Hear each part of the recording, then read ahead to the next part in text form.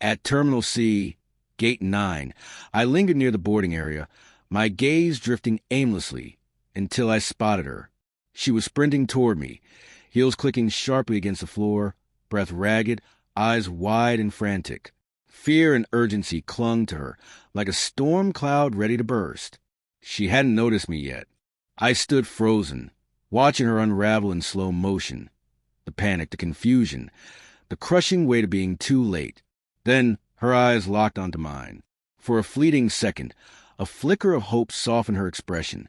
But when she saw the cold certainty in my face, something inside her shattered before I could even say a word. Let's rewind 7 days. That's all it took for everything to crumble. A week earlier, I had slid a ring onto her finger, promising forever. Yet, her heart was already miles away, tethered to him. Caleb, her high school sweetheart, a ghost from a past she claimed was long buried, a chapter she insisted was closed. But the past, no matter how deeply buried, always leaves its scars. Every erased page leaves a mark. We had exchanged vows on a storm-swept cliff in Oregon, waves crashing violently beneath us, the cold mist kissing our skin. Her tears during the ceremony seemed genuine, and I poured everything into my promises, believing in us. But her vows were hollow, each word a mask for betrayal wrapped in warmth. The first days of our marriage shimmered with a too-perfect glow. It was a false light that tipped me off, the overdone gentleness in her touch, the guilt swimming beneath her smiles.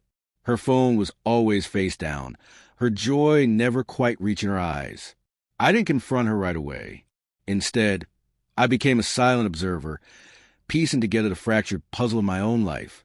I let her believe I was lost in love, oblivious, while beneath the surface I gathered proof. The first undeniable evidence came on day 6. She left her tablet unlocked on the kitchen counter, synced with her phone. A message blinked across the screen. Caleb's name glowing in plain sight. Asterisk, last night felt like old times. Asterisk, her reply chilled me. Asterisk, we have to stop. He's a decent man. Asterisk, that phrase, have to stop, shattered any illusion it was a one-time mistake. And decent man, that's what you call the man you're already betraying. Fury surged inside me, but I swallowed it, masking the storm with a calm smile. When she walked through the door, I kissed her forehead, pretended nothing was wrong. That night, while she slept, I dug deeper. I uncovered everything. Texts dripping with lies, photos, hotel receipts, even a voice message she sent him after our honeymoon. She called him darling, a word she never once whispered to me. It hit like a blow, but I remained steady. I saved every piece, every fragment of her deceit. Before dawn the next day, I drove to my lawyer's office. The annulment papers were ready, swift, clean, final. Our marriage was barely 2 weeks old. I froze joint accounts, rerouted my income, secured a house and a car, all under my name. She wouldn't suspect a thing. That weekend, I told her I was flying to Seattle on a business trip. Just 3 days, I said. I'll miss you. I lied. She kissed me goodbye, her lips already betraying her truth. Seattle was a fabrication. Instead, I checked into the same hotel where she met Caleb, booking a room directly opposite theirs. I set up a discreet camera focused on their door and waited. Right on cue, she arrived alone. Then Caleb appeared. They kissed boldly in the hallway, careless and unashamed. Her voice was soft, almost reverent, as she whispered his name. They barely made it to their room before the moment intensified. I captured it all. The next day, after they left, I entered their room. Her wedding ring lay on the bedside table, gleaming like a broken promise. Her name was still etched inside the band. I slipped it into my pocket, not with satisfaction, but with fierce determination. A week later, I sent her a vague text, asterisk Terminal C, Gate 9. Monday noon. We need to talk, asterisk. Her reply was a heart emoji. She likely assumed I'd beg or forgive. Instead, she arrived at the airport, frantic, eyes swollen, hands trembling. Please, she began, voice cracking. I didn't mean it. It was a mistake. I was scared. I stopped her, my tone calm but unyielding.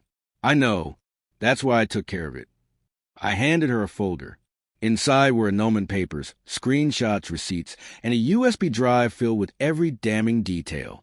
She leafed through it, each page cutting deeper, her face drained of color. This can't be real, she stammered. It's real, I said. Signed, dated, witness. Tears streamed down her face as she reached for me. I stepped back. Her touch was poison. You chose him. So I chose me.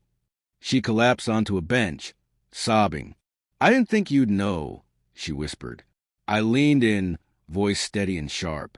That's the worst part. You weren't sorry for what you did, just that I found out. Silence fell, broken only by the airport's announcements. Final boarding for Flight 237 to Seattle.